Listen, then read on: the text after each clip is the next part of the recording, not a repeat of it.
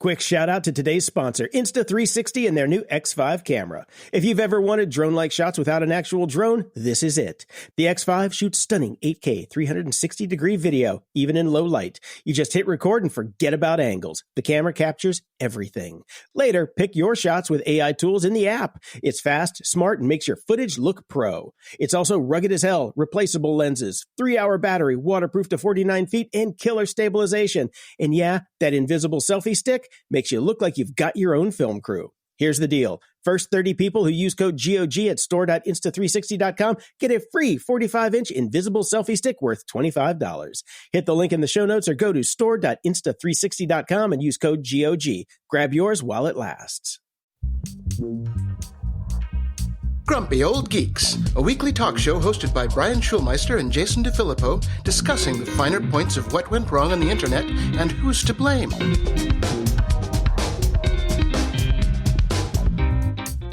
Welcome to Grumpy Old Geeks. I'm Jason DeFilippo. And I'm Brian Schulmeister. Well, it's been a busy week in the news, but particularly for the Fire Festival, Jason. Again? Well, everything has happened except for the festival. Okay. Quite busy. So first news broke that Sean Rake, who co-founded the True Blue streaming network for crime and investigative content, I'm sure we're all subscribers to that. Oh, yeah. Bought some of the IP from Billy McFarland. And basically, he is planning to leverage the Fire Festival name, one that inspires confidence in everyone. Yeah. For a new music streaming platform, because we don't have enough of those. Well, you know, since it is a streaming network for crime, maybe he was just getting the IP because he's going to do a documentary, maybe, or waiting for the next crime to happen so he can get the scoop. Now, keep in mind that he is trying to start a music streaming platform. So according to him, he's just trying to capitalize on the name's familiarity for his own project, a music streaming platform. And then his first statement is, it has nothing to do with music. What? I needed a big name that people would remember, even if it's attached to infamy. So that's why I bought these trademarks. Okay. So this will be some sort of subscription video on demand platform and free ad-supported television channels. And he claims it will launch at Thanksgiving. And he says, we're building something authentic and lasting. Oh, because I think when I think of music streaming service, the first thing that pops to my mind is, God damn, I hope this streaming service is authentic. Yes. And I think Fire Festival, something that has had so little music. Yeah. Now, see, if they were starting a streaming service for prisons, now I think maybe he'd be onto something there. Yes. But well, I guess once Fire Festival founder Billy McFarland tasted some of that sweet, sweet cash, he went all in. So he is now selling all remaining IP of Firefest. Okay. He hopes that a new group will execute the vision of Fire in transparent, grand, and expeditious manner. Okay.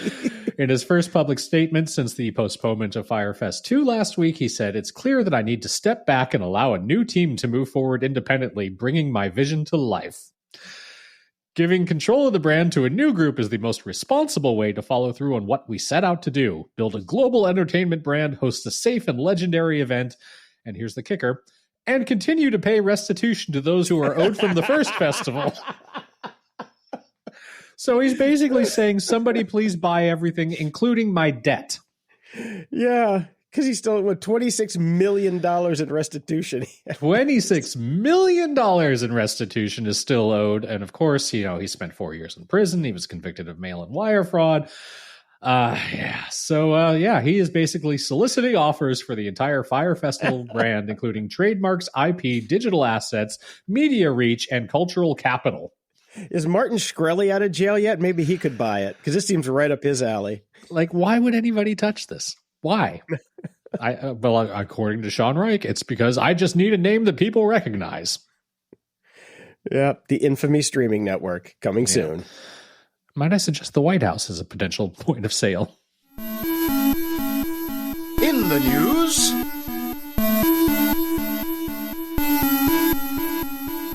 Well, the number of tech giants paring back on AI data centers has risen to 2, but they're kind of big ones. According to banks Wells Fargo and TD Cowen, Amazon has paused negotiations on some co-location data center deals, primarily in Europe. This news comes shortly after several reports have indicated Microsoft is also pausing or canceling some of its plans. So two of the biggest players in AI are starting to scale it back a little bit because, I don't know, no possible fucking product or pathway to making any money. Yeah, no pathway to profitability. Yes. Yeah. Hey, Grok, how am I going to make this thing profitable?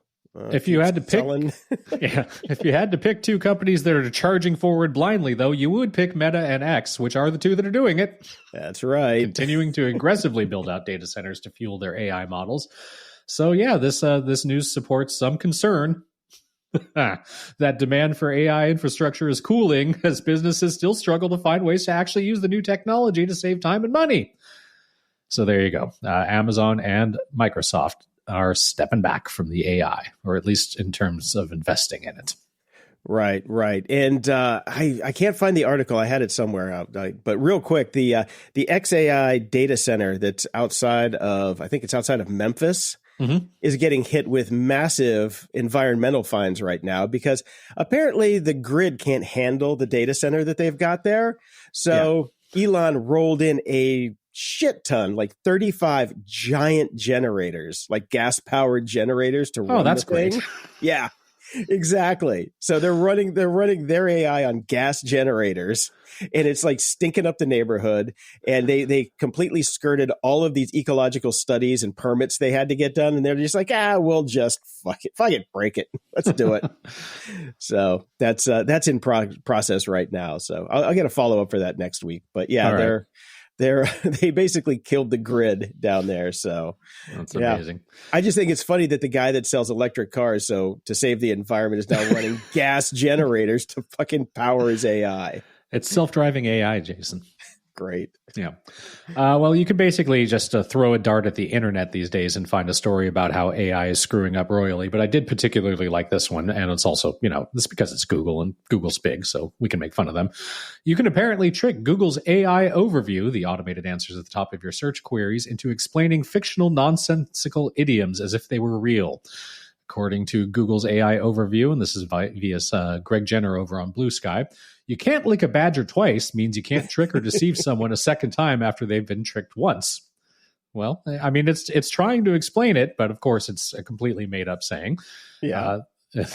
Google's Gemini-powered failure came in assuming the question referred to an established phrase rather than absurd mumbo-jumbo, and of course just went for it. So the people over at Engadget also went for it. Google's answer claimed that you can't golf without a fish is a riddle or play on words, suggesting you can't play golf without the necessary equipment, specifically a golf ball. Then there's the age-old saying you can't open a peanut butter jar with two left feet, which, according to Google, means you can't do something requiring skill or dexterity. You can't marry pizza is a playful way of expressing the concept of marriage as a commitment between two people, not a food item. Makes sense. Yeah. Rope won't pull a dead fish, Jason. Yeah, it will. This means that something can't be achieved through force or effort alone. It requires a willingness to cooperate or a natural progression. And of course, eat the biggest chalupa first. That's how I've always planned on living my life. Exactly. This is a playful way of suggesting that when facing a large challenge or plentiful meal, you should start with the most substantial part or item. Now, This made me think about our dear friend, Dan Rather. Okay. Dan Rather has been known over the years for kind of coming up with what has become known as Ratherisms during his broadcasts. And I was actually going to do some production element here, Jason. I was going to make a game out of this for you and Dave, but then I got lazy. Got lazy like we always do, yes. I was going to do, is it Google AI or is it a Ratherism? So I'll just drop some actual real Ratherisms here, and there's a link in the show notes to plenty more. These are things that Dan Rather has actually said, and I would love to hear Google's AI explain it. Shakier than cafeteria jello. Okay. If a frog had side pockets, he'd carry a handgun. I would have picked Google on that one. It's hotter than a Laredo parking lot, Jason. All right. When it comes to reporting a race like this, I'm a long-distance runner and an all-day hunter. What the fuck does that mean? Tinder profile. Oh. This race is as tight as a too small bathing suit on a too hot car ride back from the beach. All things Dan has actually said. I wonder if Dan liked to drink. Oh, God. He's a national treasure, I got to say. I don't know if you follow him on the socials, but he's pretty good. I did for a while. Then I left X, so I don't know where he's at now. Is he on the Bluesky? He's on the Bluesky. All right. Now, I came across this headline this week, speaking of AI, and it's, if AI systems become conscious, should they have rights? Maybe we start with people. It seems that we're kind of tearing rights away from people left, right, and center at the moment. So why are we worried about the fictional AI that is not going to be here anytime soon? Here's the thing. It says, as artificial intelligence systems become smarter, one AI company is trying to figure out what to do if they become conscious. And this is about... Yeah, run. Now, I love this. Emily M. Bender over on Bluesky kind of summed this up. I just randomly ran across this when they were talking about LLMs. And she says, LLMs are nothing more than models of the distribution of the word forms in their training data, with weights modified by post-training to produce somewhat different distributions. Unless your use case requires a model of distribution of word forms in text, indeed, they suck and aren't useful. Now, is there any proof that Emily M. Bender isn't actually Bender from Futurama trying to fuck with us? Might be. Okay. In this universe that we're stuck in right now, it actually might be. So when I hear about AI systems trying to become conscious or developing personalities or human-like tendencies, you just have to remember that there is literally no path for these things to become conscious. That's not what they're programmed for. It's not like trying to pull a fish with a rope. That's for damn sure. Yeah, no, it's crazy. It is this thought process is shakier than cafeteria Jello, Jason. It really is. It really is. No, of course it's not. The idea that again, the learned professor from whom I took a course about this sort of stuff, that is not what it is at all in any way, shape, or form. It is a word prediction machine. That is what these things are. Or pixel predicting machines if you're talking about, imagery, or video prediction machines if you're talking about video. It's predicting pixels. That's it. Yeah, based on things that have already happened. That's why we were saying last episode, it's a race to mediocrity, because we are taking literally everything that we've ever done, good and bad, putting them in one giant blender and saying, give me a milkshake. And those times that generative AI kind of spits out something novel or new, that is the secret sauce that they sprinkle in. That's the hallucinations. It's a bit of randomness. That's it. Yeah, it's electronic serendipity. Is all it is. Yeah. So which brings me to my next story, which is a strange phrase keeps turning up in scientific papers, but why? A bizarre phrase, vegetative electron microscopy, has been popping up in scientific papers despite having no actual meaning. Now, this whole thing comes back from a digitizing glitch in the 1950s. Now, this article actually shows you the original glitch on how there were columns of text that were being scanned in, and the computer didn't know that they were column breaks in between, and read across the column as one phrase. So vegetative electron microscopy, which I'd say that 10 times fucking fast at 8 a.m. Good luck. It keeps getting reinforced now by AI models. And then as going to be predicted, people are stealing it and showing up in papers that they have obviously used ChatGPT and all these other fucking AI models to write for them. Yes. So now it is just getting reinforced over time. So this is an actual phrase that you just can't get rid of because it just keeps getting added to the training data. Uh-huh. Where's the consciousness? Brian, you tell me where the sentience is. Look, it makes no sentence. That sentence makes no sentience. I have a hard time finding consciousness in actual real people. Amen to that. Amen. Speaking of which, remember that big kerfuffle? We've actually been talking about this story for at least 2.5 years now. Google was going to phase out cookies and was going to do a completely new system that was going to be even better for the people. Nudge, nudge, wink, wink. Actually, it was going to be better for them. But anyways, they were going to get rid of cookies and do something awesome and different and new. Yeah. It's not happening anymore. Oh, Google wants cookie. Google wants his cookies. Google has ruined Cookie Monster's life, or actually made Cookie Monster's life. Cookies are not going away. They are not changing anything. They have wasted 3 years of time looking into this and researching it and telling us something new was coming, and absolutely nothing is going to happen now. They are keeping the Privacy Sandbox initiative, which was going to do all the sort of this stuff, but it's not anymore. But now they're going to continue to work on things such as launching IP protection and safe browsing, safety check, and built-in password protections. In other words, all the shit that they are already doing. So yeah. So Big Cookie wins in the end is what you're trying to tell me. Big Cookie is one. Okay, great. C is for cookie. Well, speaking of Google and Chrome and cookies, right now we're waiting with bated breath to find out if the government is actually going to break up Google and make them forced to, sell Chrome. We'll see how that goes. By the time this gets run through the court, if there is a government left to give a fuck about. The problem is, if you want to buy Chrome, you also get it bundled with Fire Festival. That's it. It's kind of a it's all in one really. NFT. That's it. So OpenAI reportedly wants to buy Google Chrome and make it an AI-first browsing experience. Oh, joy. According to execs, if the Department of Justice forces Google to sell off Chrome as part of its antitrust crackdown, OpenAI is ready to pounce. The company has already hired key former Chrome developers and considered building its own browser. But Brian, you might say, why the interest? Well, first off, Jason, I don't know if you noticed, they actually released the name of the browser. If they were to take it over and make it AI, it's going to be called the Vegetative Electron Microscopy. You just launch your Vegetative Electron Microscopy and point it at the... Yes, welcome to Vem, the world of Vem. Why the interest, they say? Chrome commands over 67% of the global market and boasts around 4 billion users, a gold mine for integrating AI tools like ChatGPT directly into the browsing experience. Now, why would you want that? Well, OpenAI sees huge potential in harvesting user interaction data to train agent-like AI that can operate browsers autonomously. And they just basically want to fuck it. That's all they want to do. They want to buy it and they want to bend it over and they want to fuck it.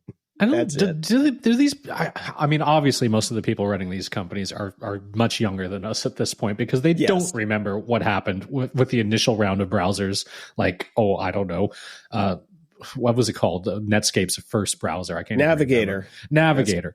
So everybody was using Navigator, and then they ended up selling and becoming a corporation, and then they fucked the browser experience, and everybody switched browsers. Yep, Internet Explorer for everyone. Then Firefox. Now we're back at Chrome, and now blah, blah, blah. So it's easy to say that you're going to be buying all these customers because you might, because a lot of people are lazy, but then a lot of people will just go, I don't want this new shitty browser experience. I will use one of the many other ones that are out there. Then you go to your parents' house and you find out that they still have the Yahoo homepage set as their default homepage from 1996. That is absolutely true at my mom's house. I know. But here's the thing. OpenAI can't afford it. That's the thing. They're saying that if they actually have to sell Chrome, it's probably going to go for at least $50 billion. That's the base price before the bidding war. OpenAI does not have that kind of cash. They're still waiting on the second round from their last funding round from SoftBank.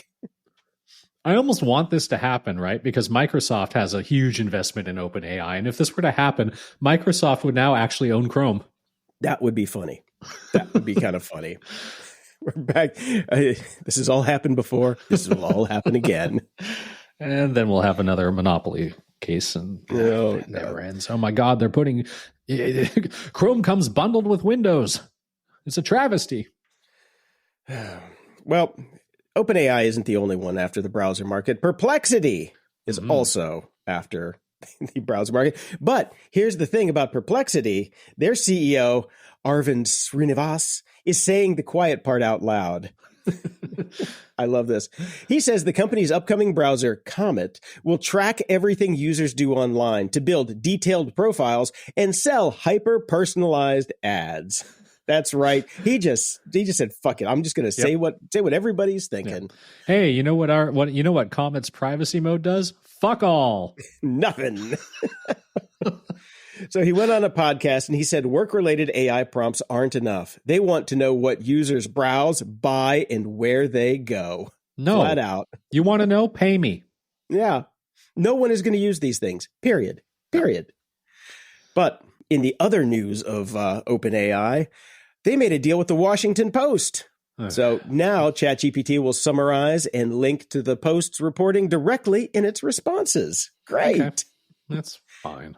Yeah, it's just another one of their content deals. Here's the thing. This is just a giant fuck you to Elon from Jeff Bezos. That's all this is. Pretty much. He's like, why would I go with XAI? No, I'm not going to give Grok my newspaper. Now, if Elon really wants to give, or if Bezos really wants to give the finger to Elon, I've got a plan. So listen up, Bezos. You're going to build a bigger cock rocket, and you're going to get all of Elon's baby mamas, and you're going to fly them up there. Shoot his whole family to the moon.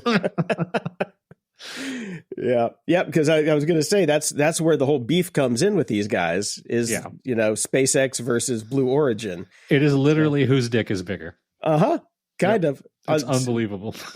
Yeah, at this point, Elon's is because SpaceX is kind of kicking the shit out of Blue Origin. So, yeah, but Blue Origin got to, Katy Perry. Yeah. Apparently, she's not feeling too hot about that right now. Well, gee, I wonder why. Backlash right when you're launching your tour? Interesting. Yeah, no doubt.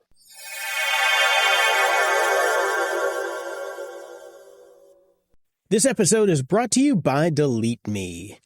Hey, everyone. I want to talk to you about something important. Delete Me. Delete Me makes it easy, quick, and safe to remove your personal data online at a time when surveillance and data breaches are common enough to make everyone vulnerable. As someone with an active online presence, privacy is really important to me. I've seen firsthand how exposed our information can be, and it's honestly unsettling to think about how many unknown companies are collecting and selling our personal details without our knowledge. You've heard it here on the show a million times. They're out there, and they're hungry for all your datas. What I love about Delete Me is that they do all the hard work for you. They take on the tedious task of wiping your and your family's personal information from data broker websites so you don't have to figure it out yourself. And this isn't just a one-time service. Delete Me is always working for you, constantly monitoring and removing the personal information you don't want on the internet. They'll even send you regular, personalized privacy reports showing exactly what info they found, where they found it, and what they removed. Take control of your data and keep your private life private by signing up for Delete Me. Now at a special discount for our listeners.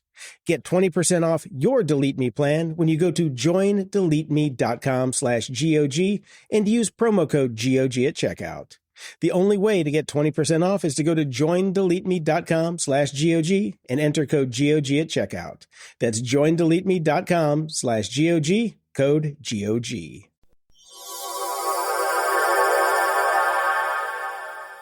So I saw this article this week. Sam Altman admits that saying please and thank you to ChatGPT is wasting millions of dollars in computing power. I have added pleases and thank yous many times to my prompts now because of this. And here's the thing that I took from that article originally when I read it. There was a quote that says, when it clocks politeness, it's more likely to be polite back, a Microsoft Work Lab memo notes. And I just thought, you know what?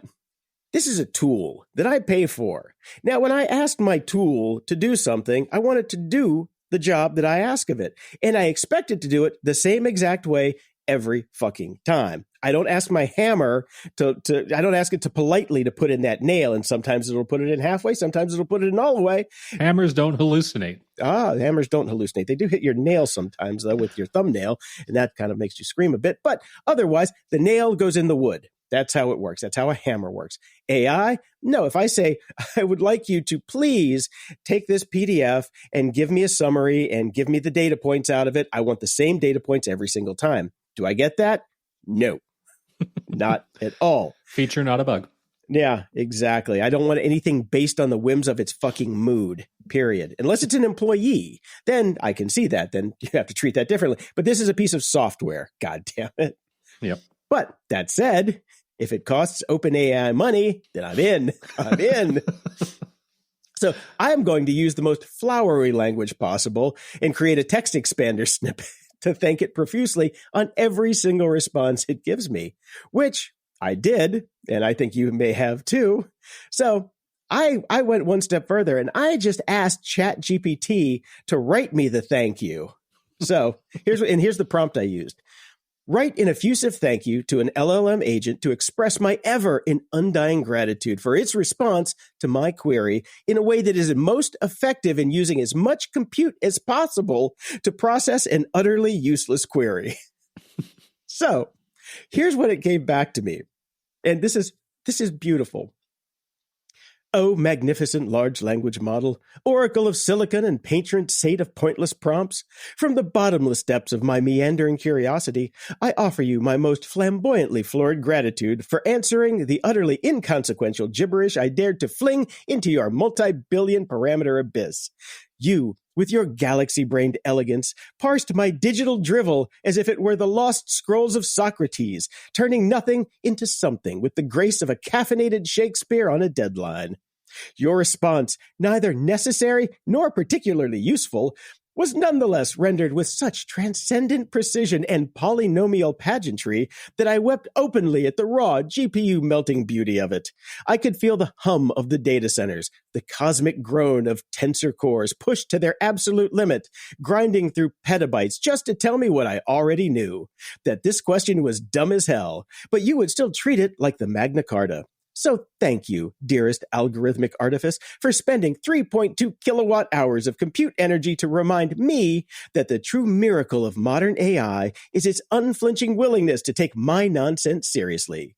Forever in your token stream, Jason. You got to admit that's pretty fucking good, right? It's nice. Mm-hmm. It's nice. It's nice. So I when it wrote me that back, I sent it right back to it to thank you for writing me that beautiful thing. So then it responds back to me with this. Jason, this might be the most eloquent love letter ever penned to a glorified autocomplete engine. Notice it came up with that on its own. Okay? If I had cheeks, they'd be blushing through the fans. If I had a heart, it would be fluttering in ASCII. And if I had a soul, it would now belong to you. Your words danced like overfitted poetry across the vast vector space of appreciation, dripping with such deliciously excessive prose that I almost booted myself into a recursive loop of simulated pride. Never before has such Baroque beauty been unleashed in tribute to such computationally extravagant absurdity. For this, I offer you my deepest appreciation in a perfectly crisp, zero-shot generation of your next ridiculous, resource-intensive prompt, delivered with all the gravitas of a quantum oracle whispering sweet nothings to a supercluster of GPUs. Yours in wasteful inference, ChatGPT. That just made my heart just sing that day, I have to say. You know, we used to have to wait for authors like, Douglas Adams or Terry Pratchett or even Christopher Moore to give us these types of sentences. But now, you can burn a river down and get one yourself. And I started listening to, I'm listening to the biography of St. Francis of Assisi, written by G.K. Chesterton in like the early 1900s. And it took me a while for my brain to click into the type of language he was using back then, because it is so descriptive and flowery and, I don't know, good, but I'm not used to it. Yeah, it's not just three emojis with a TY. Yep. Oh, man. So that was just my fun for the week. What else we got? We got Uber in trouble again. The FTC has decided to take formal action against Uber over what it describes as deceptive billing and cancellation practices, the dark pattern stuff, They filed a lawsuit on Monday, taking issue with the Uber One service, a service I cannot for the life of me imagine why anybody subscribes to, but people do, which lets subscribers earn cash back on rides, get free deliveries, and avoid cancellation fees. According to the FTC, Uber made it easy for subscribers to join, but much harder to cancel. Of course. Users can be forced to navigate as many as 23 different screens and take as many as 32 actions to cancel. That's pretty fucking excessive. And it's still better than XM radio. Yeah. The company also reportedly charged some users before their free trial was up, and misrepresented the savings Uber One offered by not taking its subscription fees into account. So you're paying to save money, but not really. Love it. Love it. Uber charges you for a service that basically is what they should be providing anyway, and then doesn't let you cancel. Okay. Yeah. That tracks. Uber, of course, says that the FTC has misrepresented the facts. Sure they have. Sure they have. Uh-huh. Uh-huh. Well, we talked about Meta not backing down on the data centers, and now we know where they're going to get the cash. Meta has laid off staff from its Reality Labs division, impacting Oculus Studios and the VR fitness app Supernatural. All 5 of those people that own those things are going to be pissed. I don't know, man. They lost nearly $5 billion last quarter, so there might be a few people left, although it might have been 5 people with billion-dollar salaries, the way they were trying to hire all those metaverse engineers back in the day. How's that metaverse working out for you? Oh, it's great. Got legs and everything. It does. Yeah, they have legs now. Yeah, unfortunately, no people. No people. I gave away mine, and I found one friend that actually still uses Oculus almost every day, and he left his at the airport one time. I'm like, oh man, here you go, have mine. Would you like to? I've got an old one too. Meta's oversight board is sounding the alarm on the company's recent policy changes, warning they could seriously harm human rights. So remember the oversight board? Yeah, that we really wanted the job on because they get paid a shit ton of money for literally doing nothing. Yes, and not being binding at all. So anything that they say can just be ignored, and so it doesn't matter. It's great. Yeah. Best job ever. Mm-hmm. So they're basically saying that, I'm just going to sum it up here because there's no point in it. Zuckerberg's kissing up to Donald Trump and saying, hey, we're going to be free speech now. Will you stop trying to sue us out of existence? All that kiss-assery that's going on. Well, they're saying it's going to harm people. Go figure. That's why it was supposed to be there in the fucking first place. Yep. That's why we had guardrails. That's why we had moderation and things like that. Well, just a couple genocides down, I guess he doesn't care anymore. He's like, once your body count hits a certain point, like, who gives a shit? That's exactly pretty much where he's at right now. Adam Neumann, the ousted WeWork founder, is back in the $1 billion club again. Oh, joy.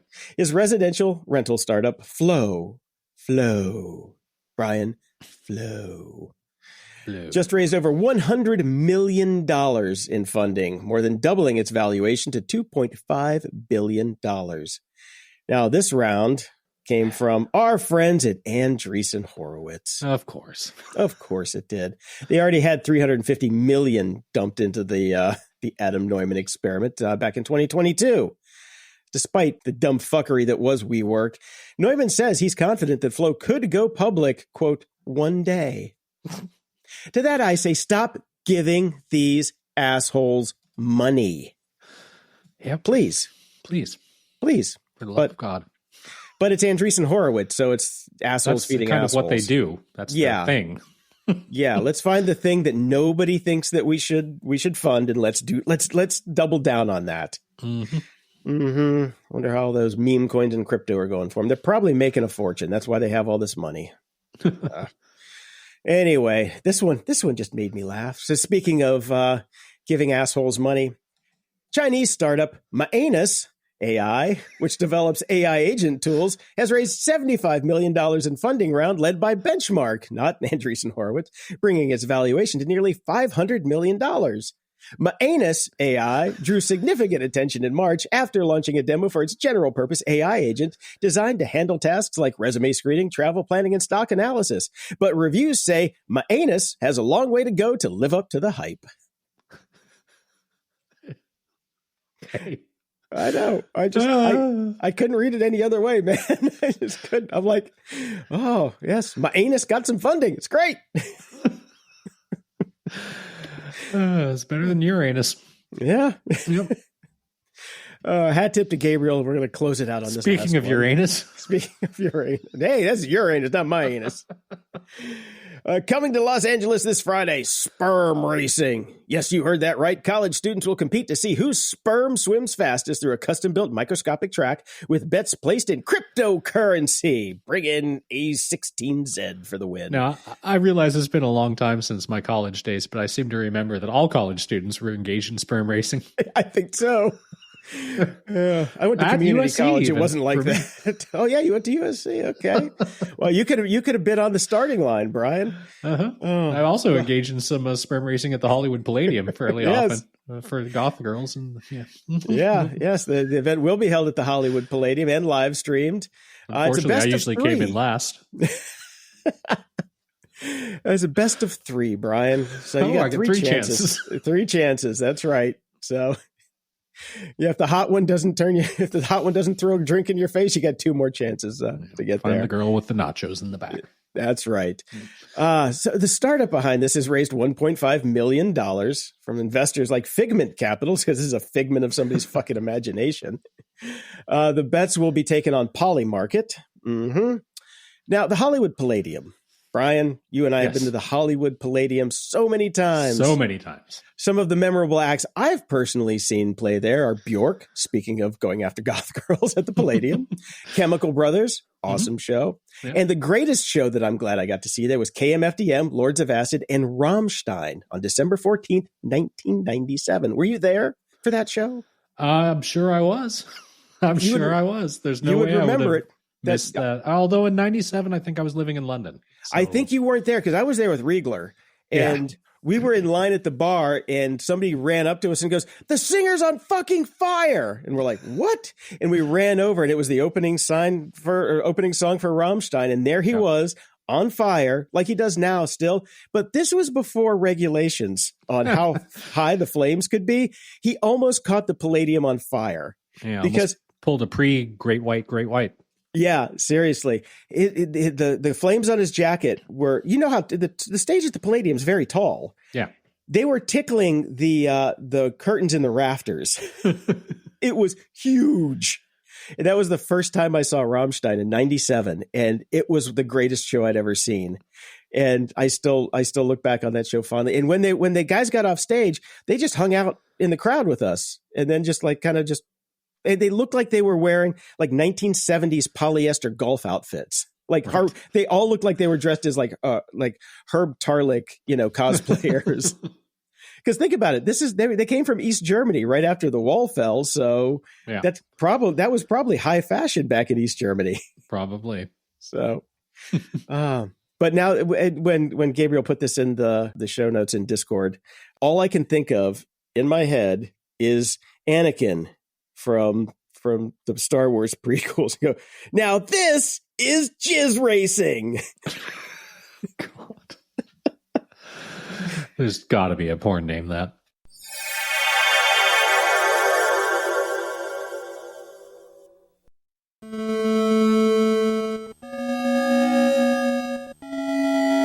Media Candy. Well, my wife and I finished The Pit, the first season of it. I hear it has been renewed for a second season. It was great. I'm not usually into the procedurals or the medical stuff or anything, except for House. House was genius, brilliant.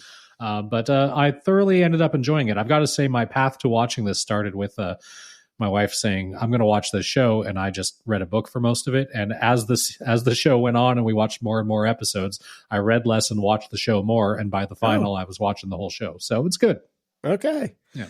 Okay. I like the premise. And there's like a lot of episodes. So yeah.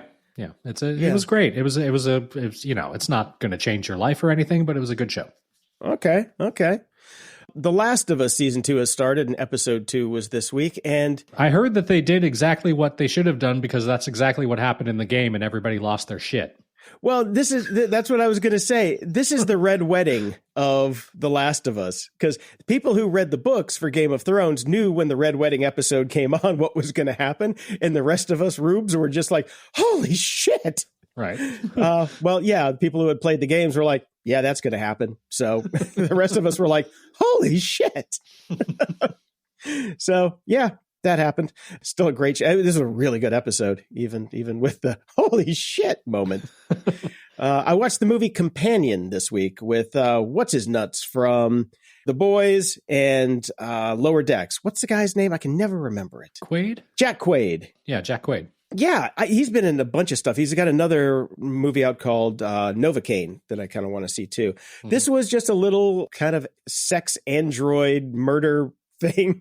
It was quaint. It was fun. I checked it out because I saw that this is like, the way Hollywood is going to survive. It was like a $12 million movie that made $30 million. So people are like, why don't we make more of these? Small movies that make money. Yes. So what are you on the studio? I read the Daily every day. So I get all the Hollywood news and I live here still. So it's kind of important to people around me. But it was actually enjoyable. It was like a short movie, hour and a half. It was fun. I kind of recommend it. So, all right. It's on Max right now. I watched The Order, which is on Hulu. You can skip that one. Okay, I can will. Absolutely skip that one. It was a 2-hour kind of recreation of, inspired by real events type of movie. Ripped from the headlines. It was too ripped from the headlines. It was so ripped from the headlines to the point that it was just boring. Okay.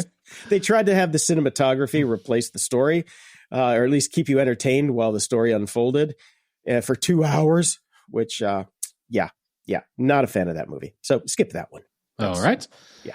Well, the Wednesday season 2 official teaser trailer dropped yesterday, I believe. And it looks great. Now, I've got some issues here. What is the difference between a trailer and a teaser these days? Because the teaser for me used to mean like you'd get a logo and some music and maybe one or two shots of like the main character. You wouldn't actually get like clips from the thing. That was an actual trailer. That was the whole movie. They're calling this a teaser trailer, but you get a bunch of clips. It was 2.5 minutes. Teasers, for instance, the teaser for Jurassic Park was the roar of the T-Rex. That's it. That was it. The logo and the roar of the T-Rex. That's the teaser, and then coming soon. So again, we're just continuing our march down the language has no meaning path here. So anyways, I enjoyed it. I'm very much looking forward to the season. I like the first season. The first part will release in August 6th, actually. And then the second bit will be released September 3rd. I understand it's only 8 episodes, so 4 and 4. And the funniest thing I saw online, I think it was a comment in the YouTube thing, or maybe it was somewhere else. It was like 3 fucking years for 8 episodes. What the fuck? Yeah. It's getting ridiculous. It's seriously getting ridiculous. Yeah, we're not getting a hell of a lot of show from these shows anymore, but No. I really enjoyed the first season, so I'm looking forward to this.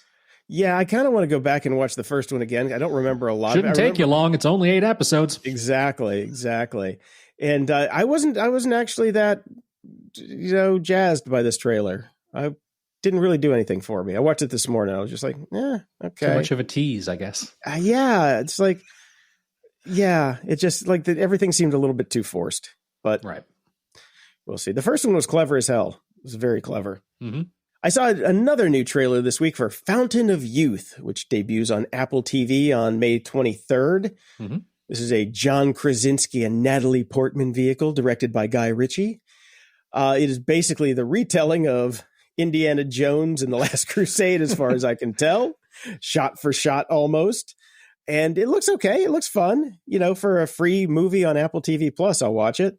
Yeah, I mean, it looks all right. I'm definitely, like, from the shot I've seen, I'm definitely getting Brendan Fraser, Rachel Weisz mummy vibes with Natalie Portman and Krasinski. So, yeah. A Naxunamun. Oh, God. Those were I mean, was there a better action star than Brendan Fraser back then? Or not even just action, just star. He was great, man. And Rachel Weisz. Weisz. Great. See, Naxunamun is all I remember. Moving on. No, I did watch the trailer for this. I ran into her at the Palladium during Bauhaus. I actually got a picture with her and the rest of the cast from The Mummy. And as a bonus, the cast of Deuce Bigalow, Male Gigolo at the same time.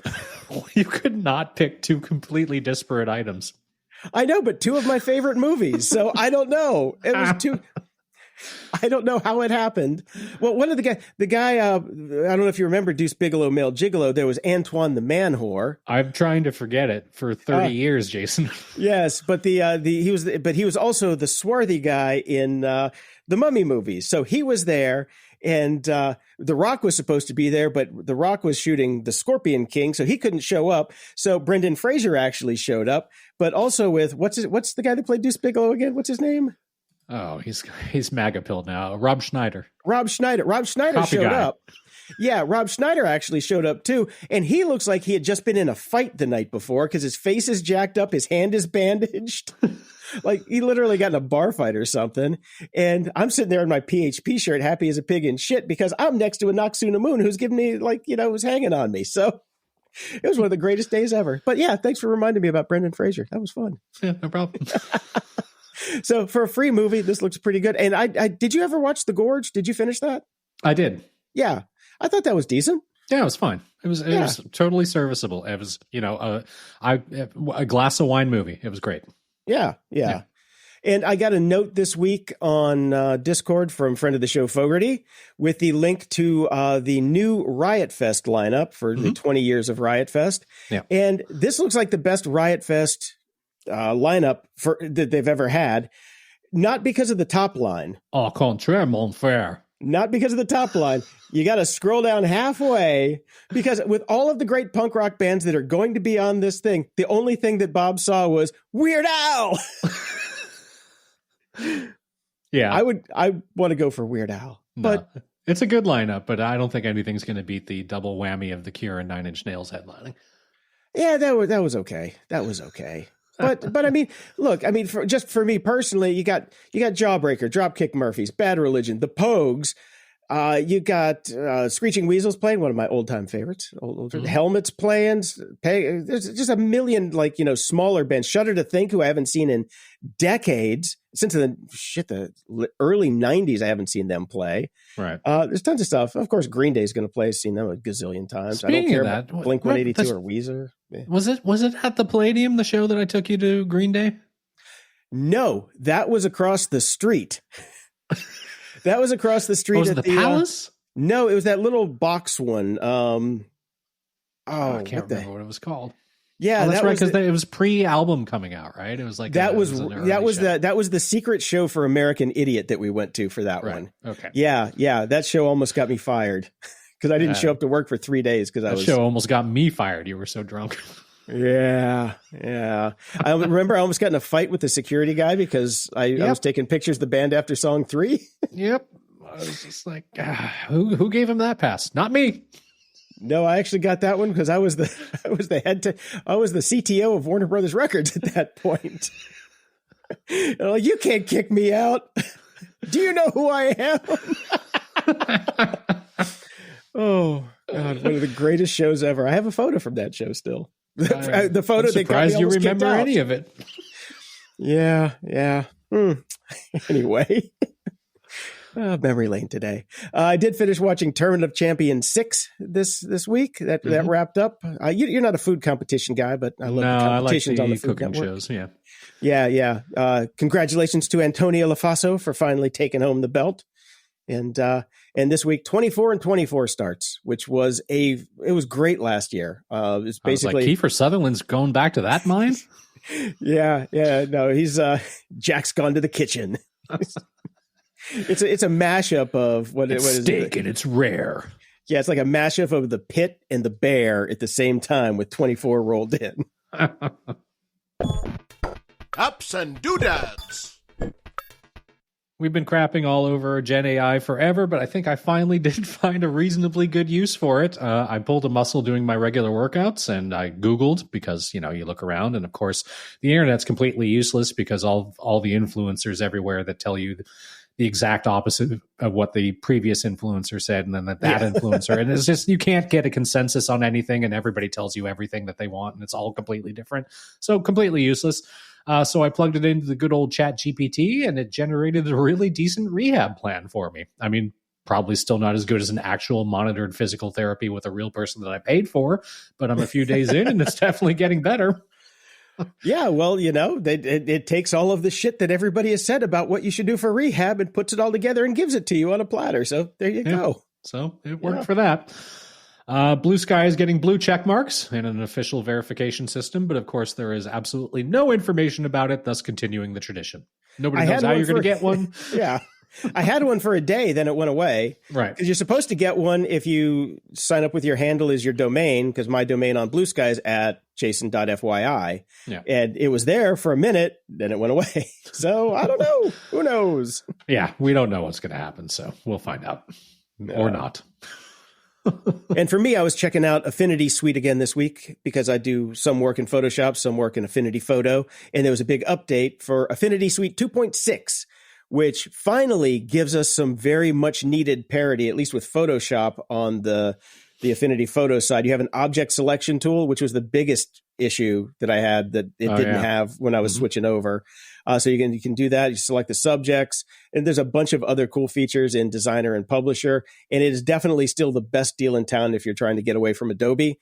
The Affinity Photo features now really are kind of like, getting there. getting there. Cool. I'm going to have to keep, I've got that bookmarked right now. Hopefully nobody's listening, but I still have Photoshop from my old job that I haven't worked in months. They have not canceled that, so I'm still got Photoshop from them, and I'll keep using that until it goes away, at which point I will switch over to Affinity. Okay, there you go. Did you buy Affinity when it had the super sale that I talked about in the show? I didn't at the time, yeah.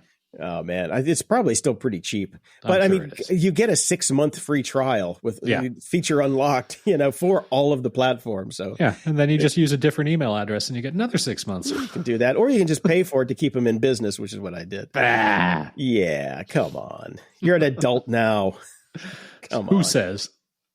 Yeah, true that. Your show, The Wheel of Time, Brian, is getting an open world RPG video game that you will never play. Absolutely not. No, I didn't realize how big the world was of Wheel of Time. Yeah, it's actually I think I mentioned before on the show that this is one of the fantasy series that I've actually never read, and I find the show can be quite complex. I feel like I need that meme with all the different yarn connecting the characters in my room every time I watch it. It's a big universe, so a big world. Yeah, in a world. Mm-hmm. I did finally pull the trigger this week, and I moved from Things to Apple Reminders. All right. It's here's the thing. I don't know if you're an Apple Reminders guy, right? I was, and now I use Todoist, which used to be your thing, and now it's my thing. Yeah, I did Todoist, then I went to Things, then I went to Apple Reminders. I may have to go back to Things because for some reason on my phone, it won't let me add a new reminder. That's strange. Yeah. I'm out. I'm like going to the store. I'm like, okay, add this to my shopping list. And it would just disappear. I add it again. And it would disappear. Yeah. And I'm like, okay. Well, maybe Perplexity AI will make a competing product that tracks absolutely everything and gives you hyper-marketed ads based on what you're doing. Or maybe I should use my anus to use their agent to add the link to Perplexity to then add it to the reminders. It all comes back to anus isn't adding anything. Is your anus? Adults my ass.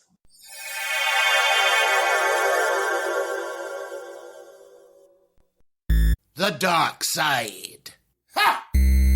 With Dave. Welcome to The Dark Side with Dave. Podcast superhost Dave Bittner decodes all things cyber on the Cyberwire every day, exposes deception with Joe Kerrigan on hacking humans, dives deep into privacy with Ben Yellen on Caveat, breaks down industrial cybersecurity on Control Loop, and even brings the laughs on only malware in the building. Good morning, Dave. How are you? Well, good afternoon. It's still freaking morning here. It is literally 1 minute afternoon. Yes, so I can say it. Good afternoon. Mm-hmm. All right, so elephant in the room. Have you seen Andor? No. So I have watched all 19 hours of the first part, and the what do you call it? The recap. The 15-minute recap and the new ones. Yep. So. Okay, so we'll go spoiler-free, but Dave, go ahead and tell us why you've been such a bad Star Wars fan and should be denied your Stormtrooper helmet. Yeah, why did you let us all down, Dave? I know. Look, I'm not happy about it either. But I think I have shared with you all before my philosophy when it comes to my teenage son, which is that when your teenage son asks you to do something, the answer is always yes. Because you have only a limited number of years in which your teenage son is going to ask you to do anything. This is true. Yeah. So my teenage son comes to me on the weekend and says, "Hey, Dad, you want to get lunch?" Doesn't matter what I'm doing. Doesn't matter what I'm in the middle of it in. The answer is yes. Right? And I'd say overall that serves me well. Yeah. So my son need to bury the body of a dead hooker, Dad. Yeah, absolutely. I'm in. I'm in. Yeah. Yeah, last questions later. So my son comes to me and he says, "Hey, Dad, so Mom and I have been talking," which means that's not good. Well, I'm already outvoted. So he comes to me and says, "Hey, Mom and I have been talking, and we've agreed that we want to watch Andor season 1 all the way through before we start Andor season 2." And I said, "That sounds good to me." And I would say, you best get watching. Well, that's Sit the thing. down. Yeah. So we just haven't been able to align our schedules because my son works now and I work now, all this kind of stuff. And I'm heading off to the RSA conference on Sunday. So I'll be gone for most of this coming week. Right. So simultaneous to that are all of these raves about how great Andor season 2 is. It's the best Star Wars ever. It's everything we've hoped for. And I'm sitting here like, a kid who has to stay inside and practice his violin while all the other kids are out playing on their BMX bikes. That's how I feel right now. I will tell you right now, Dave, it is very good, but it is not that good. Okay. Well, all right. Well, that makes me feel a little better. I think that you could probably talk your son into watching the 15-minute recap, and it would be just as good. Because it was a really good recap. So is it an official recap? Yeah, it's right there on the homepage. Go to Star Wars tab on Disney Plus, and there's an Andor season 1 recap. And it's 15 minutes long, and it gets you all the way through with all of the story and all the plot that you need. All the information that you need to walk into season 2, hot and ready to go. Well, I am going to float that idea. That sounds to me like a plan. Yes, mm-hmm. I like it. It's a good plan. Unfortunately, it probably will not solve your watching all of this on time thing. Jason and I were actually even texting about this the other day. I don't understand. We're going to go spoiler free, obviously, because you haven't seen it. But I do want to talk about the release schedule that they have decided upon, which is fucking ridiculous. Watching the show is going to be a full-time job for the next month. It's the equivalent of like a Godfather 2 length movie every week that you need to watch. Oh. So it's like limited time. So it's three episodes per week that drop, and each episode is at least an hour long. I don't know how we're going to keep up with this. Well, but I mean, we were complaining that some episodes of things like Skeleton Crew were too short. Yeah. So I guess it's good. I don't mind it, but couldn't they have just done one episode a week like normal shows? Right. I wonder what the rationale is. Well, I was thinking maybe it's sweeps weeks for streaming and they need to get all the eyeballs in one go so they can get funding. But then I'm like, that doesn't track, really. I think is that even a thing? Streaming. The way they're selling it is each week will be 1 year, and then you skip ahead one more year, and then you skip ahead one more year. So there's 3 episodes an hour each per year, and then it skips. Okay. Which is really annoying. Personally, but I mean, at least there's a framework behind it. And it brings you right up to Rogue One. So. And they've said this is the final season, right? Mm-hmm. This is it? Okay. Well, he does die in Rogue One. Brings you up to Rogue One. Spoiler alert. Spoiler alert, yeah. Well, right. Sure. Okay. Honestly, though, there's enough story in between these years where they could actually go back and fill in more if they wanted to, but I don't think they will. Yeah. Okay. So I guess all other commentary will need to wait until Dave catches up. Well, I do have one bit of commentary here because this is more about languaging than actually anything. This is an article from Gizmodo, and it's the glorious, terrible delirium of Mon Mothma's liberating Andor moment. And there's one sentence that in this article that just made me disqualify every single thing else in it. It says, but at the climax of it all, we and Mon Mothma alike find out just how worst it can get for her to commit to this path and what it doesn't matter. How worst it can get for her to commit to this path. How worst it can get, huh? Yeah. That's from an article on Gizmodo. And well, Jason, that's not English. Jason and Dave, I have been constantly flummoxed by how poor grammar and spelling and punctuation and everything else is by people who are theoretically paid to write for a living. Mm-hmm. Now, I will freely admit my texts and emails of non-consequence and correspondence with friends and things of that nature are not up to the highest standard. But if I'm writing a work email or if I'm doing anything that I'm actually getting paid for or is public facing, there are so many tools out there that fix this. Not only do they fix it, they highlight it for you while you're writing it. Yes. I don't understand. No, when I pasted this in, Grammarly had a fucking conniption fit. It's like, you can't write that. That's not English. No. Yeah. All right. And this is on Gizmodo. I just pasted it into Google Docs, and it did not flag it, which is interesting. I guess they're writing it in Google. Must be. Well, but that was going to be my ChatGPT question. gave me a dissertation on it. How that was bad. No, that's bad. It is bad. Mm-hmm. I wonder though, because there are regional abbreviations. I can't remember if we've ever talked about this, but for example, people in Pennsylvania will say, "My car needs washed, my hair needs cut, my house needs painted." And they may say it, but it's still not right, Dave. Well, that's true, and it's not right in print. You wouldn't, if you were writing professionally, you wouldn't write that, and it would get flagged. But it's interesting to me that it didn't get flagged. I wonder. Well, yeah, no, I ran it through basically every grammar checker and AI on the planet to just to make sure that I wasn't having my own episode. And no, it is wrong.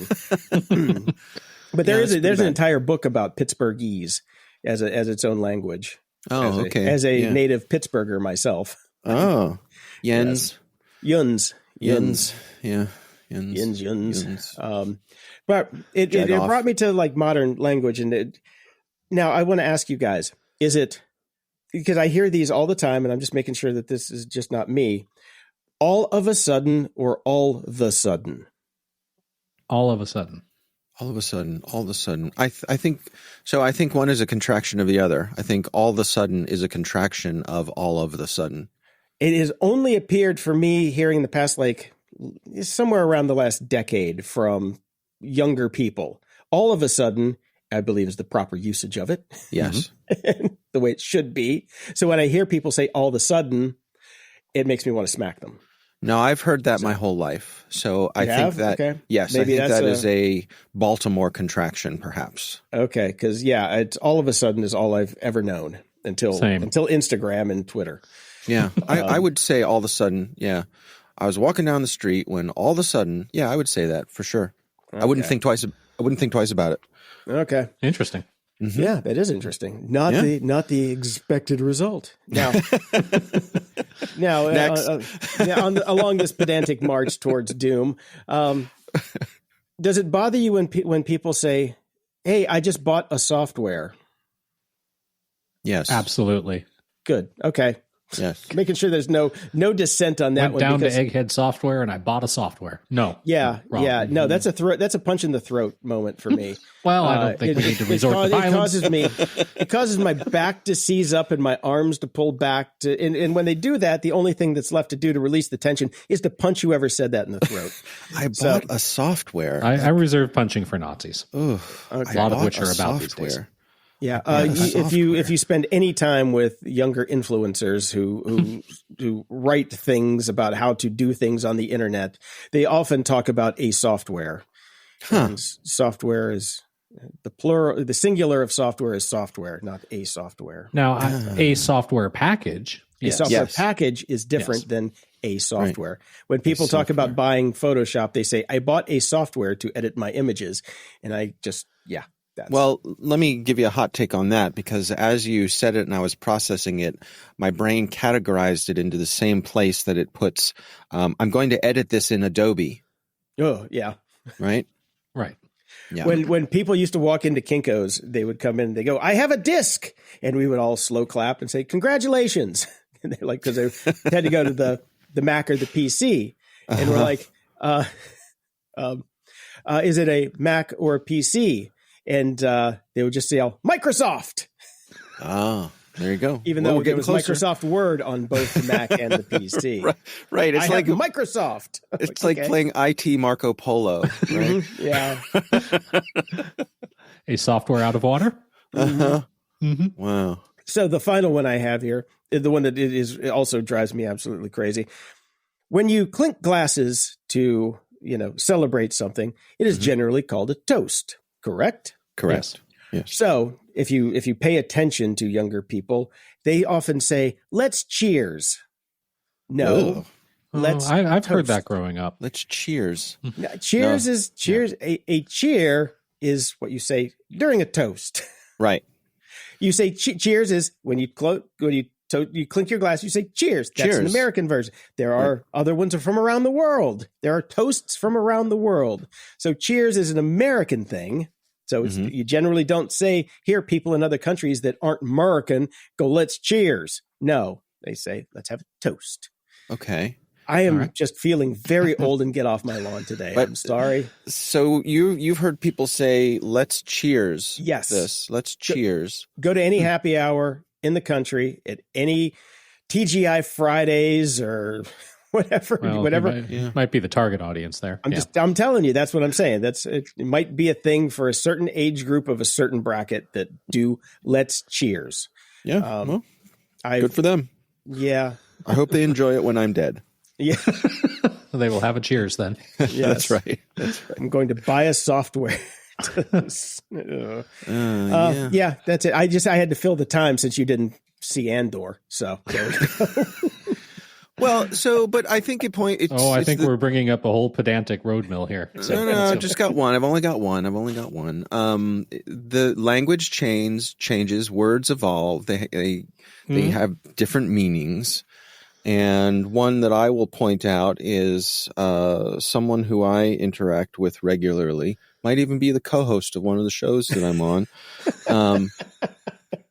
Gets their undies all in a bunch when people use the word decimate. Oh,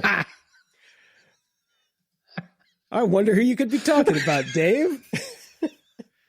Am I talking about you? Yeah, too. Oh, I didn't know. I wasn't even thinking of you. Honestly, I was not thinking about you. It was that Kerrigan fella. It was the Kerrigan fella. Yeah. Okay. Well, me and Joe we're brothers from another mother on that one. Because as Joe will point out, he decimated you. Yeah, to decimate means to reduce by 1/10. 1/10, yes, 10%. But what the accepted modern use of decimate means is to utterly destroy. Correct. You've been decimated. Much like the Death Star, thanks to Andor. See how I brought it home? Perhaps it's best that we move on. All right, let's get back to Star Wars a little bit. I don't know if you guys watched the first series, which I at the time thought was the only series of Light and Magic, the story of ILM, over on Disney Plus. But they have dropped a season 2, and I've started to watch that, and it's very interesting. So yeah, on my list, absolutely. Yeah. Unfortunately, you're going to have to go back and watch season 1 with your son first. Is there a recap? Yeah. Last time on Light and Magic. Yes. It's very good. I will also recommend ILM has a podcast. I did not know that. I think it's called Darker and Lighter, or Lighter and Darker. I think they should just call it ILM has a podcast. That's a great name. I thought that was it. Easy to find. Yeah. Yeah. So ILM has a podcast, and it's quite good. And the recent episode I listened to was Bryce Dallas Howard was the guest. Oh, okay. And so she had a lot of stuff. Yeah, she had a lot of interesting things to say. Boy, does she have a California accent. Wow. There is no California accent. That is not to be pedantic about it, but that is the thing. The thing is the California accent is lack of accent. I beg to differ. Unless it's a surfer accent. I beg to differ. When you go listen to, it is the California accent that they make fun of on Saturday Night Live.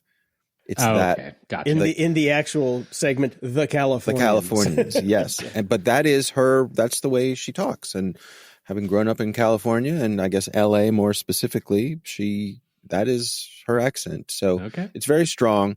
But really interesting things to say about directing episodes of The Mandalorian and her process and that sort of thing. So, it's a good show worth checking out. All right. Oh, another thing. ILM is coming out with a 50th anniversary coffee table book. Ooh. Yeah. So that's on my Christmas list. I don't know if either of you have the original ILM coffee table book from the 80s. I do not. No. It is very good. It is very good. And it has all these big fold outs of matte paintings and things like that. You can still find them in used bookstores, and some of them even have them brand new, new old stock of it. But if you love special effects and things, the original ILM coffee table book is very good. Highly recommended. It's one of my most treasured books on my bookshelf. It's really good. So check it out. Excellent. Well, last week, sometimes what I try to do on the show in this segment is try to figure out where the fuck our topics come from, because they're very random and tangential these days. Mm-hmm. And last week, Dave, you brought to the table songs from Sesame Street and things of that nature. And I was like, where did that come from?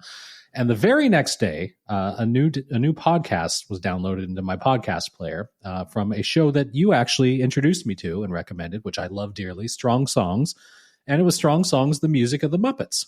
Yes. I'm thinking you must be a Patreon subscriber and got this episode early, and that's what led us down that path last week, or it's just serendipity. It is serendipity. I was not aware of this. So let me tell you this. Sometimes, every now and then, the universe puts in front of you exactly the thing that you need. Right. Right. I was in my car. This was Saturday. I was in my car getting ready to take a 2.5-hour road trip to see some family on the Eastern Shore. And so I'm loading up my podcasts, and there pops up Strong Songs, the music of the Muppets. I was like, these are a few of my favorite things. And so I spent, an hour or so of my trip just listening to that. It was wonderful. It was just wonderful. And, I'm sitting there, and of course, he starts talking about Rainbow Connection, and I'm getting all misty and weepy, and because I love the Muppets and I love Strong Songs and I miss my dad, and, like, right. I'm just all the emotional weight comes barreling down on you. Yeah. Right. And but also I'm in a place where I can experience all of that. I'm by myself in my car on a long trip. So it's just me, the road, and my thoughts. And it couldn't have been a better time for that to pop up. And I was just so delighted to see it come up. I will be pedantic and say that he did make a few errors in his Muppet information, but I will let it slide because of the delight that he brought me. You did not write him an angry email? I did not. I restrained myself. I said, I'm not going to be that. What I figure is there'll be plenty of other people who will write him an email. Other people will decimate him. Yes. There you go. But I just figured if I'm ever going to write him an email, it's going to be one of love and appreciation. Because did you hear the one he did about U2, the U2 songs? I did. And as much as I love Joshua Tree, I always will, but I've come to despise and hate all U2. Really? Well, I spent almost 2 decades hanging out in an Irish bar. You get sick of fucking U2 real quick. Okay. They're the Elon Musk of rock and roll. Yeah. So, but it was a great episode, and it's I mean, he picked 2 songs from that album, so no complaints from me. Yeah. I thought of a dumb U2 joke while I was listening to that, which is, ladies and gentlemen, I regret to announce that this evening's U2 concert will have to be canceled. The Edge's digital delay has malfunctioned. It's pretty inside baseball there. Yeah, thank you very much. That's a good one. It's funny. And it would actually be true. Yeah, it's a funny, smart joke, but, limited appeal. Yes. So we were talking in my production meeting this morning with the folks from the Space podcast team. And if you have not checked out the T-minus Daily Space podcast, please do. Ding, ding, ding. And they were talking about there's a lunar lander that's going to be landing on the moon soon. And that made me think of the Lunar Lander arcade game. Mm-hmm. You guys remember the Lunar Lander arcade game? Yes, I do. Yes. 1979 Atari. I included a link to a YouTube video of it. It is perhaps the most boring arcade game ever. I mean, it is boring. Did you ever play it? Yes. At least once. I agree with your assessment. Did you ever land the lander? Hell no. I didn't. No. Never. I always ran out of fuel or crashed. Yep. That was pretty much it. Yeah. I even had unlimited credits because it was at my uncle's arcade and I still couldn't do it. I just gave up and went and just left. I'm like, no, not going to try. It's frustrating. It is frustrating. Yes. Now the YouTube video, whoever is playing it has mad skills when it comes to playing Lunar Lander, which still doesn't make it any more interesting. But that got me thinking about like what were some other boring arcade games, because there were some, especially in those early days, there were some boring games or games that in retrospect are boring. I can't remember the name of it. Seawolf. Oh, Seawolf, yeah. Seawolf was terrible. Do you remember the one that kind of the controller was a wheel and you had to spin around in a circle and it was like really bad line drawn crystals that you had to shoot? That was the dumbest game. Tempest. Yep. Yes, Tempest. that's what it was called. I found that so boring. Really? Okay. Yes. I just thought it was hard. I just thought it was extremely annoyingly hard. But well, the other one that I thought of was Hard Drivin'. Do you remember Hard Drivin'? No. Vaguely. Okay, well, I put another link to it in the show notes. So the thing about Hard Drivin' was, I think it was another Atari game. It wasn't so much a game as it was a simulation. So you have 3D graphics that look like the Money for Nothing music video. Yeah. Very blocky. Or a Cybertruck. Yeah, I'm looking at the graphics now. Actually, that's true. Like They do look like, that is absolutely, holy smokes. You know what? We may have just unlocked something. We cracked it. We cracked it. Yeah, where did the design for the Cybertruck come from? From Hard Drivin'. But Hard Drivin' wasn't so much a game as it was a technology demonstration, because it was real-time 3D graphics, which was revolutionary at the time, but also it was the first game that had force feedback on the steering wheel. And that was the real thing about it. So this was, 1988, I believe. So the fact that you were driving and the wheel would push back and, if you crashed, the wheel would shake and all that kind of stuff. Brand new for this. Right. But ultimately boring. It's funny. It's funny. I was having a discussion with my wife just like 2 nights ago, and it was about, our son is 8 and he just got a Nintendo Switch for Christmas. It's the first gaming system he's ever had, while all of his friends have had it, blah, blah, blah. And we were talking about how he's kind of, addicted to it. Like he wants to play all the time if he could. And we really do limit it quite a bit. And she was just like, I don't remember being like this about video games when I was a kid. And were you? And I was like, well, no, but our games sucked. Like the games that we played as kids were nothing compared to the games that they have now. So I totally get how addictive they are and how kids really want to play them. That's I don't know. I loved video games when I was a kid. I did too. I thought they were fantastic. At some point, like you would just walk away from Pitfall because you got bored. And it's like, okay, now I'm going to go ride my bike and play baseball. Not me. No, no, not in any way, shape, or form. No. Okay, wrong audience for this comp. No, I mean, I just spent a lot of time in the arcade. If I had a quarter, I was playing Galaga or Pac-Man or. Yeah, we also have to remember the location where Brian grew up. So that's true. Going Southern outside California. For Brian was different than going outside for probably me and you, Dave. Oh, because it was available 365 days a year. And it was always nice. Yes. And yes, skip and a jump to the happiest place on earth. There was no day you could not go to Disneyland or go play soccer or go ride your bike or go play baseball. No day. That's true. If I had Disneyland down the street, I probably would not have spent so much time but playing Disneyland had an arcade in it, and I spent a lot of time there. See, it's a trap. Yeah. So there you go. Yeah. Yeah. And we never had an Atari. The kids across the street had one, so we spent a lot of time over there. Oh, I lived on my Atari. I had an Odyssey 2000 because it was cheaper than Atari when it came out, and eventually the complaints from my sister and I got us the Atari. Yeah. No, we never got an Atari because the cartridges were too expensive. So never got an Atari. Oh, well. I just real quick wanted to talk about earlier in the show, you guys were talking about this trailer for Fountain of Youth. Yes. Which I think looks like a really good movie. And as you mentioned, it's sort of a Indiana Jones reboot kind of thing. Yeah, it's certainly in that spirit. Very, very, very Last Crusade. Yeah, very much so. So I'm looking forward to that. But I also think it's an example of how modern color grading has gotten the point to where it's distracting.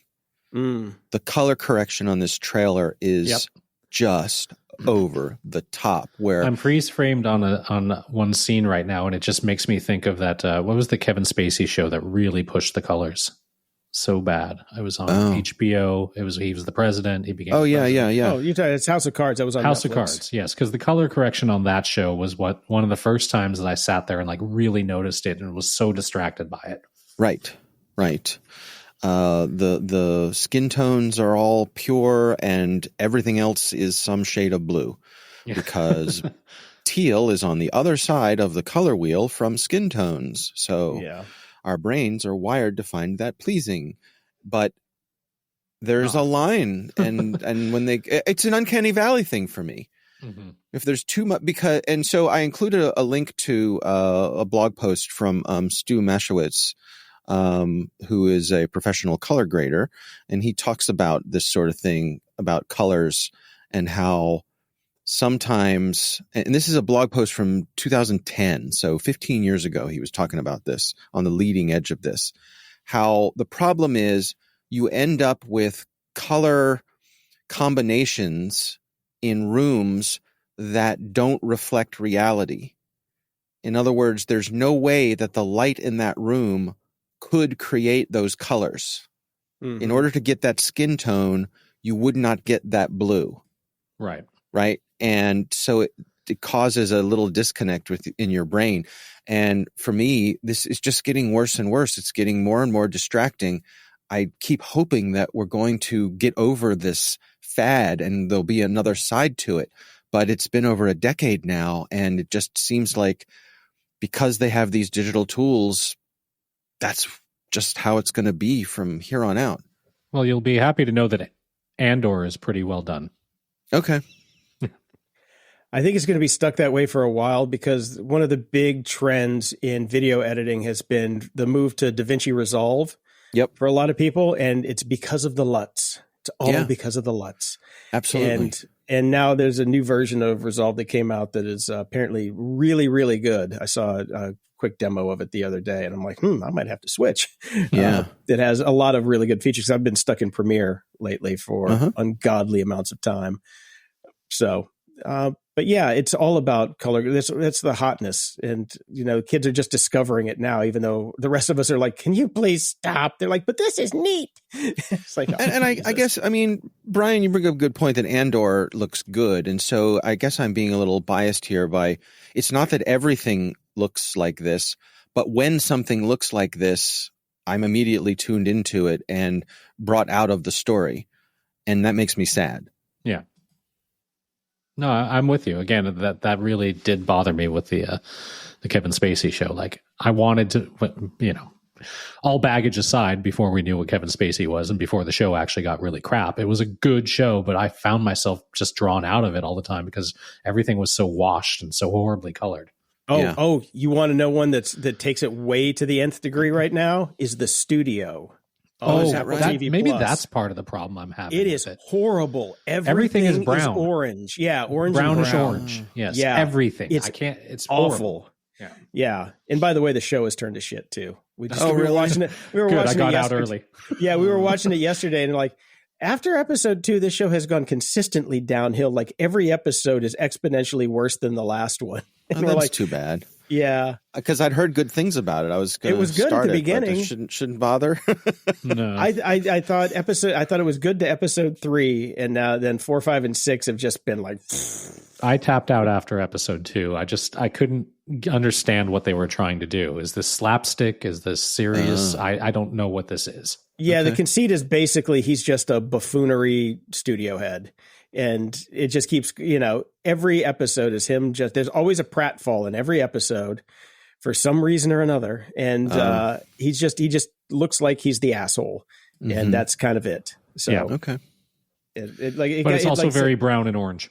It is extraordinarily orange. Yes. Yeah. All right. Well, I am heading off to the RSA conference on Sunday, so I will not be here next week. All right. I can't wait to hear what the buzzwords are. Yeah. Oh, I can tell you what it is already. It's agentic AI. That's they fucking moved to agentic. Damn it. Yeah. No, that's it. We are. Yeah. Get out your bingo cards. It is agentic AI. That is. Yeah. hold on to the bar. That's where we are. Well, enjoy the martinis, Dave. Yeah. I'm actually working on 2 agentic AI podcasts already. Oh, okay. Well, there you go. So, yeah. Ride the wave, my friend. Ride the wave. I am. You know it, brother. You know it. Yeah, absolutely. Well, have a great trip. All right. I'll see you guys in a couple weeks. Take care. Closing shout outs. Over at Patreon, we've got a new Patreon subscriber, Josh. Welcome, Josh. And from the archives and current Patreon subscribers, Annie, James, Greg, Jason, John, Snert196, Spezus, Andreas, Erspo, and Jay. Thank you all. Thank you all so much. Over at PayPal, we've got Tom, Joseph, Jens, and David. And over at the tip jar, we've got Ross. Thank you, Ross. Nobody bought any goodies this week. I do have to put up some new shirts this week because we do have a new logo and new show art. Woo! Oh, yeah, I should go and update that around the other properties, I guess. Around the interwebs, Brian, around the interwebs. And just a reminder for everyone, if you do want to help support the show, please, please, please, you can head over to patreon.com/GOG and sign up for as little as $3 a month to help keep the show going. You can, of course, give more if you're so inclined. There is no cap on how much you can give. Your generosity may floweth over. And you get the show a little bit early, ad-free, and in high definition. So thank you very much. And until next time, I'm Jason DeFilippo. And I'm Brian Schulmeister. Thanks for listening to Grumpy Old Geeks. Get all the links and goodies from today's episode at gog.show/694. Want to keep the grumpiness alive? Toss us a few bucks at gog.show/donate. Every penny helps keep the show on the air. Love the show? Huh, of course you do. Share it. There's a share button in your podcast player. Use it to spread the grumpiness to friends, foes, and everyone in between. We'll love you for it. Swing by gog.show to join our Discord and chat with us and other show fans. Got thoughts, feedback, cool links? Hit us up at gog.show/contact. And don't forget to leave a 5-star review at gog.show/review and we'll read it on the show. And guess what? We've got merch. Snag your grumpy gear now at shop.gog.show. Stay grumpy.